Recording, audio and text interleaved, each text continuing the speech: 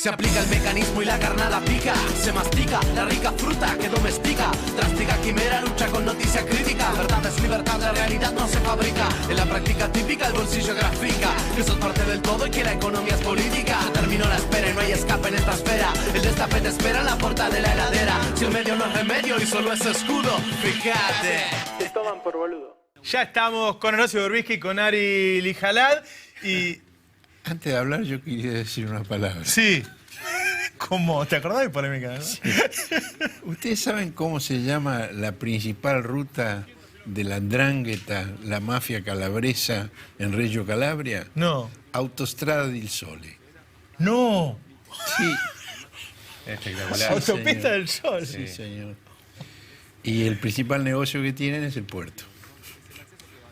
Igual. Bueno, vos siempre dijiste que era la mafia calabresa, Pero ¿no? por supuesto, pero además lo documentamos permanentemente en el Cohete de la Luna con datos como este.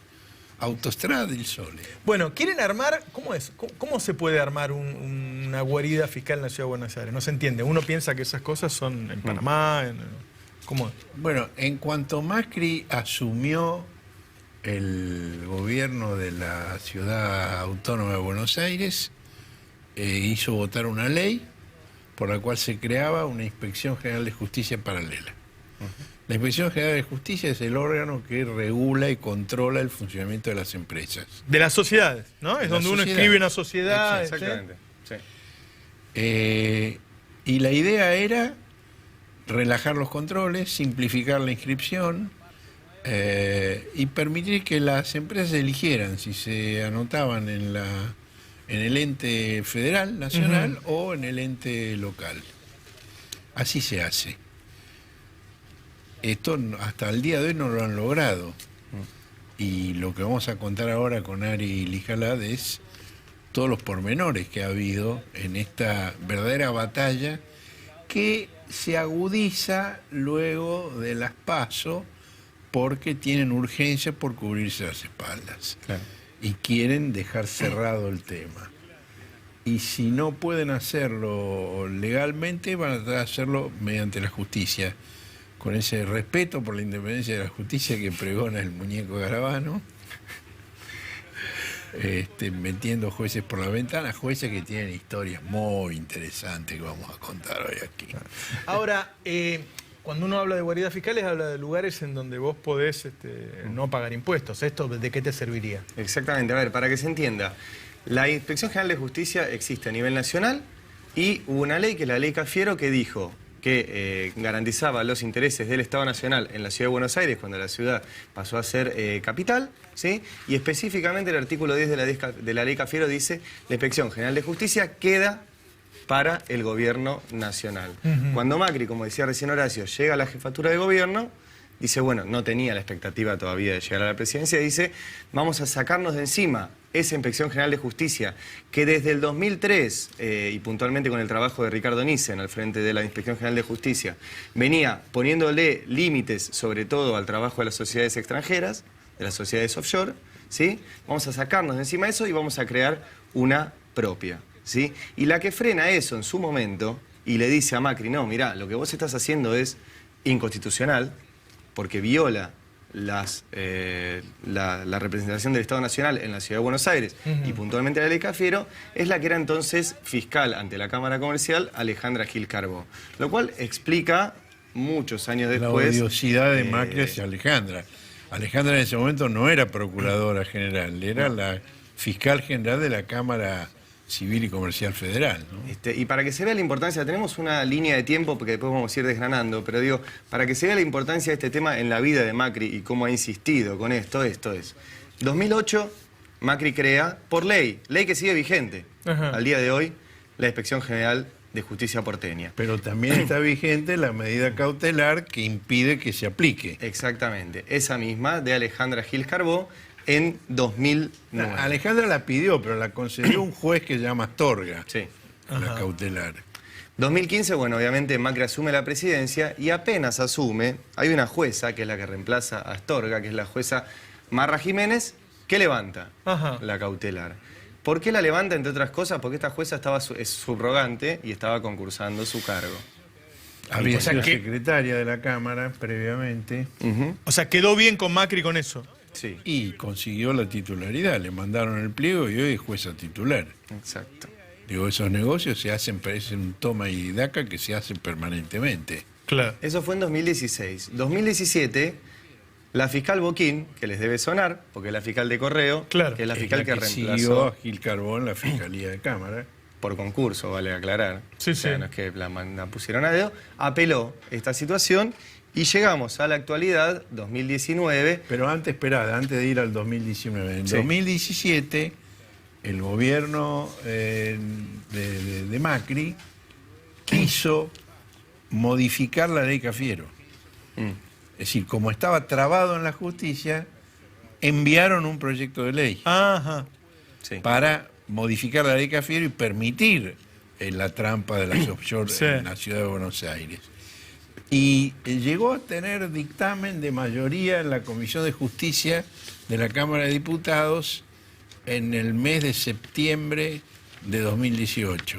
Y cuando tenía que ir al Senado, se les derrumbó el mundo encima, Claro, con claro. la corrida cambiaria y todo demás, y eso quedó Por eso decís vos que lo que no, absolutamente en el lo que no archivo. consiguieron con la política van a tratar de conseguirlo. Ahora van a de nuevo tratar por el lado de la justicia. Ujú, exactamente. Y como le decía, 2019, ahora nos enteramos de que vuelven a la carga Macri y Rodríguez Larreta, que ahora les vamos a contar cómo interviene en esta historia. Pero vuelvo un poquito hacia atrás, digo, para entender de qué estamos hablando, de los riesgos que trae una Inspección General de Justicia porteña, porque es muy interesante lo que presentó Alejandra Gil Carbó en su momento, en el año 2009. Ella obviamente conoce mucho del tema y escribió, y lo podemos ver, vamos a mostrar solamente la primera placa de Alejandra Gil Carbó, lo que escribió en ese momento. Pero puso, en la medida en que rijan los registros locales diferentes políticas sobre el control y fiscalización de las sociedades extranjeras offshore, eso permite la creación de paraísos societarios, por eso nosotros estamos hablando de esto, en nuestro país en beneficio de un sector privilegiado de la sociedad y con grave daño al resto de la comunidad. Es decir, que ella lo paraíso. considera un lugar para evadir también. Exactamente. Están armando. Absolutamente. Hay que explicar que la expresión de paraíso fiscal es una mala traducción del Que es inglés. guarida. Es guarida, porque paraíso es heaven Claro. en inglés y guarida es haven. Ajá. Y la expresión en inglés para estos lugares donde no hay control impositivo es haven, es guarida. El lugar a donde te Entonces, escondes. La traducción correcta al castellano es guarida, no paraíso. Exactamente. Insisto con ese fragmento Ahora, que vimos a ver si recién. entiendo. Sí. ¿Vos tendrías la guita en el exterior y la sociedad acá? ¿O ellos podrían mantener la plata acá y tener su offshore acá? Ellos podrían tener su offshore acá, que es lo que te permite una guarida fiscal, es básicamente ocultar quién es el dueño real de la empresa, ocultar quién es el beneficiario final, el beneficiario real de lo que obtenga esa empresa, y con todo eso evadir. Y hay ¿Sí? que decir que los Macri son maestros en ese arte. Claro.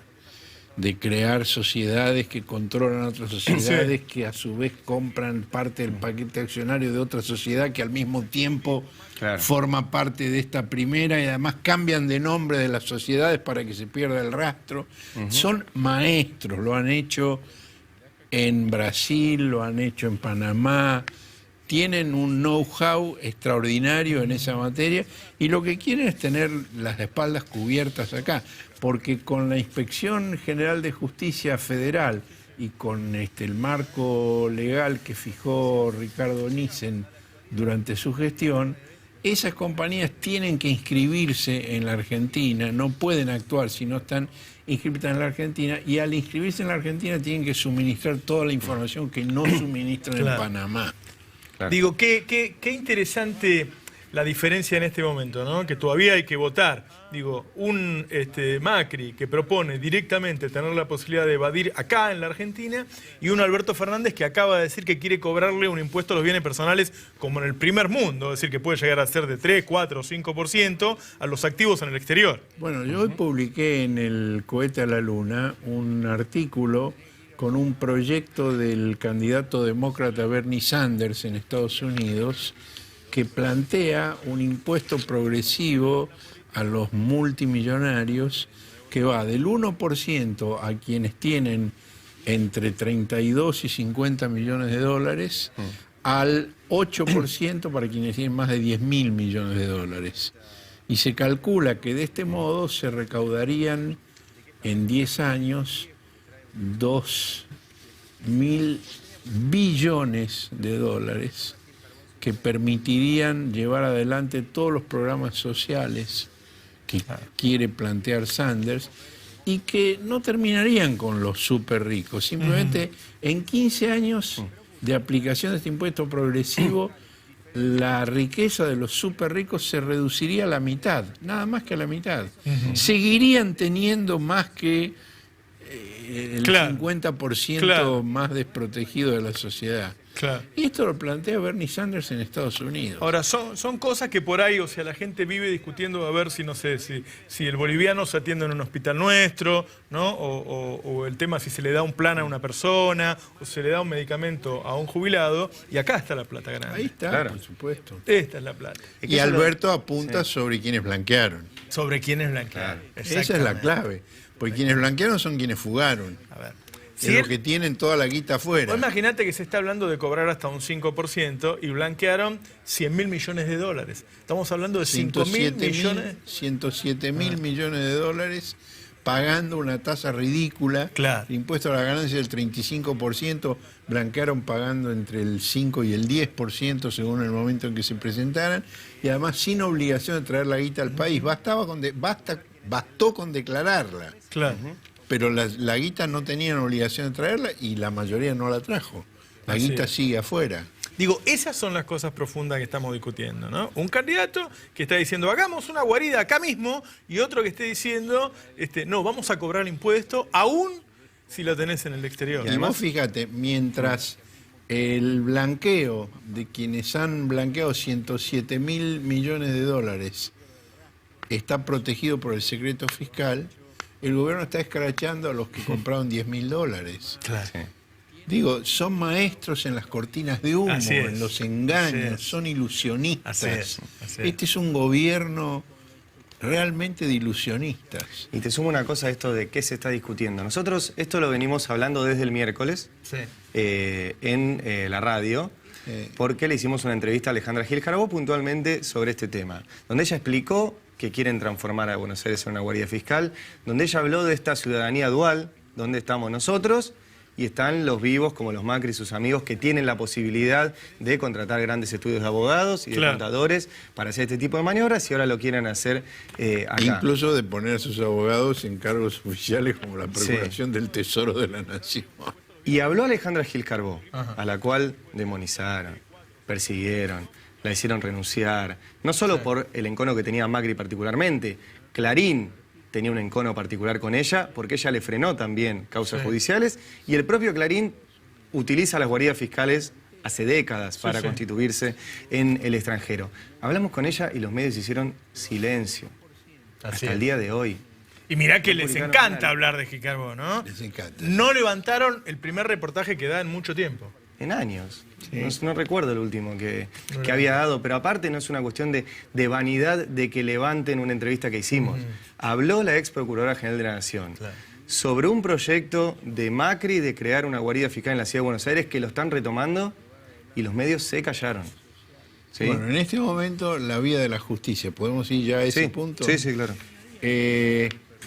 Hay una Cámara Contencioso Administrativo Federal que tiene el tema de la cautelar, la apelación de esta decisión de la jueza Marra Jiménez, que hizo la fiscal Gabriela Buquín. Y en esa Cámara, en la sala 2 de la Cámara, había dos jueces.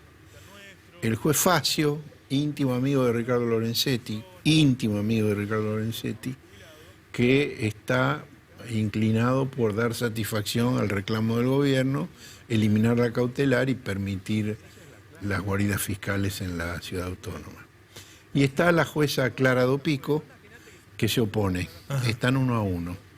Había una tercera jueza, una tercera camarista, designada recientemente, que se llama Liliana Heiland, que igual que Clara Dopico fue durante muchos años jueza de primera instancia en el fuero. Esto es una sala de cámara, es una instancia superior, Y Liliana Heyman se excusó de intervenir en este caso. Entonces seleccionaron un tercer juez para completar la Cámara, que se llama José Luis Castiñeiras. José Luis Castiñeiras, que se inclina por acompañar el voto del amigo de Lorenzetti, de Facio. Ajá. Este hombre, José Luis Castiñeiras, es uno de los jueces que votó por no cobrarle impuestos al Diario de la Nación mientras no se resuelva la cautelar que tiene hace 15 años. A diferencia de Sousa, que lo metieron preso, votó para que ni siquiera pague por ahora. Y el argumento, sí, y que además no corran los intereses mientras no se dirima el fondo de la cuestión, que se pare el reloj de los intereses. ¿Cuál es el argumento? Y que podría quebrar y estar en peligro la libertad de expresión. No se puede creer, no se puede creer. Bueno, Castiñeiras es un hombre que fue denunciado ante la Justicia Federal y fue denunciado ante el Consejo de la Magistratura por su señora esposa, con quien ha tenido un divorcio litigioso, amenazas, radio de exclusión, prohibición de mandar mensajes, todas esas cosas divertidas que tienen los divorcios litigiosos. Y esta señora, que se llama Verónica Kolodesky, que es una empresaria y psicóloga, en su denuncia dijo que, ahí la tenemos en imagen, lo que ella dijo es que su marido forma parte de la escudería Estiuso con los trillizos Fernández. Ajá. Y que junto con Francisco Javier Fernández, el auditor general de la Nación, habían amañado los exámenes por los cuales Castiñeiras resultó electo, que tenían, a ese es Castiñeiras, el que está en imagen en este momento, que tenían previamente las preguntas de los exámenes, que tenía después para corregir los exámenes de los otros concursantes. Bueno, en la causa penal le tocó al doctor Locke, el señor de los sorteos. Sí, sí.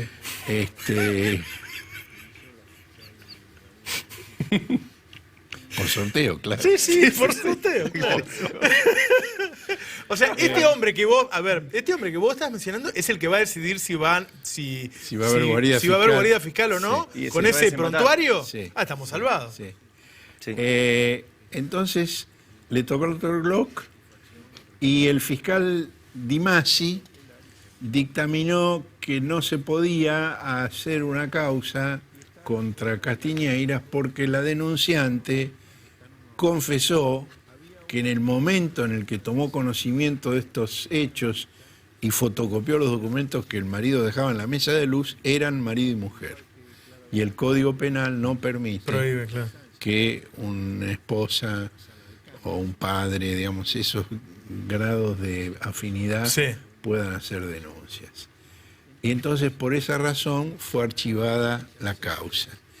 Y el Consejo de la Magistratura tomó esos datos y obró con el mismo temperamento.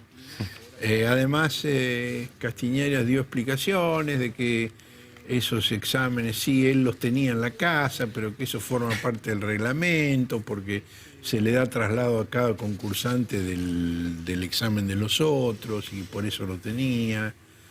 Y que otras cosas que dice su esposa son absolutamente falsas. Y el dictamen del Consejo de la Magistratura no dice cuáles son las cosas falsas. Hace un pudoroso silencio al respecto.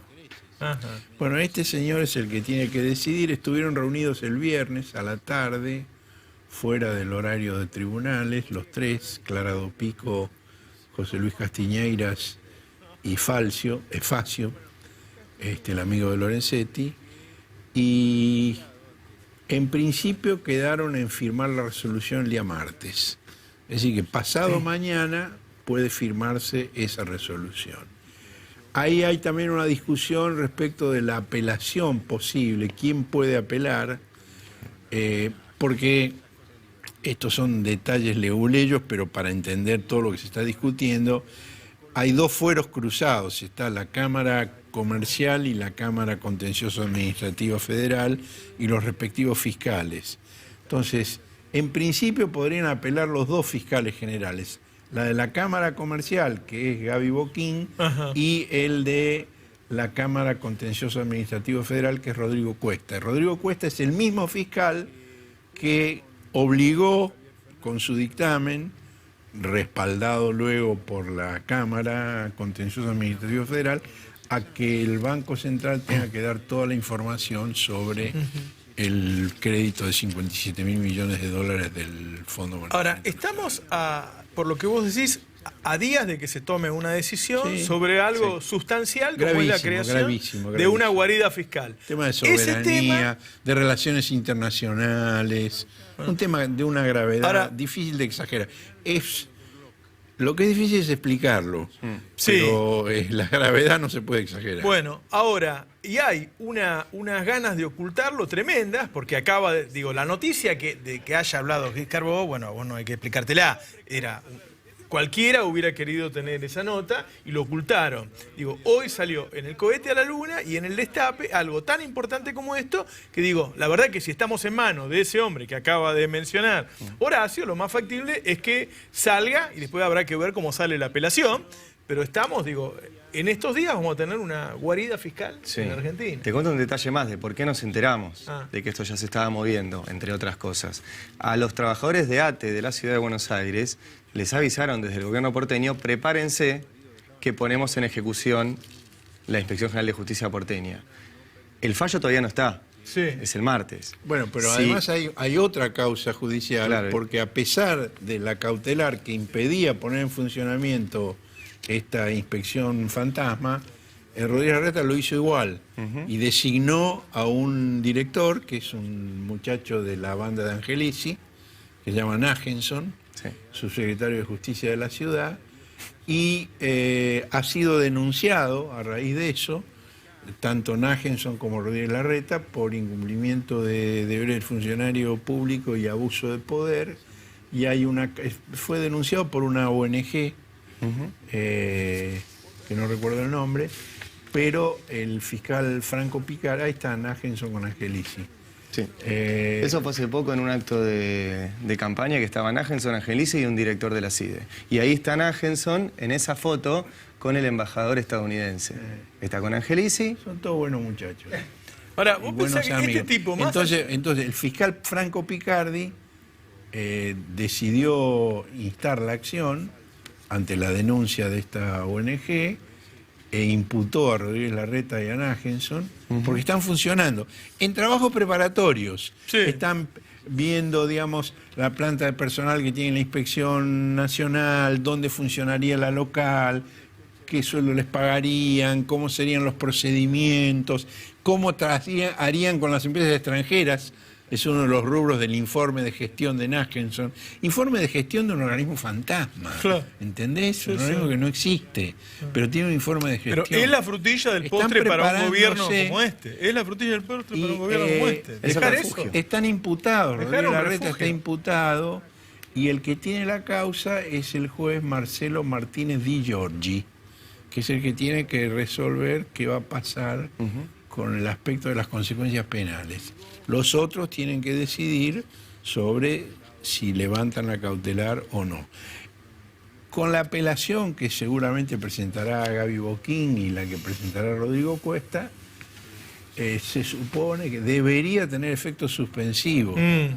Efecto suspensivo quiere decir que se suspende la medida que se ha objetado. Si están llamando a los empleados, es porque tienen la intención de hacerlo. Están apuradísimos, porque además una de las cosas en las cuales incidiría esta inspección es en la causa del correo, que le importa mucho a Macri. Esta inspección fantasma tendría injerencia en el caso del correo, que es la causa que más le preocupa al gobierno, porque no solo podría decretarse la quiebra del correo. La quiebra del correo está pedida hace 18 años y todavía no se produjo. Los códigos dicen que hay 6 meses para resolver esto. Ya 18 años, es un poco más. Más o menos. Pero además podrían decretarse la quiebra también de las empresas madres del grupo Macri, que son Sideco, Americana, y Sogma, Claro. porque han participado en el vaciamiento del correo argentino, que es un vaciamiento que un importante dirigente político que denunció, el primero que denunció a Macri a la justicia por vaciamiento del correo, estimó en $500 millones. ¿Ustedes saben quién es ese dirigente?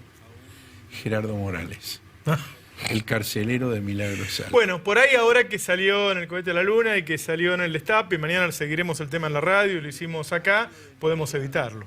Esperemos que sí. Esperemos. Muchas gracias a los dos. Gracias por haber venido.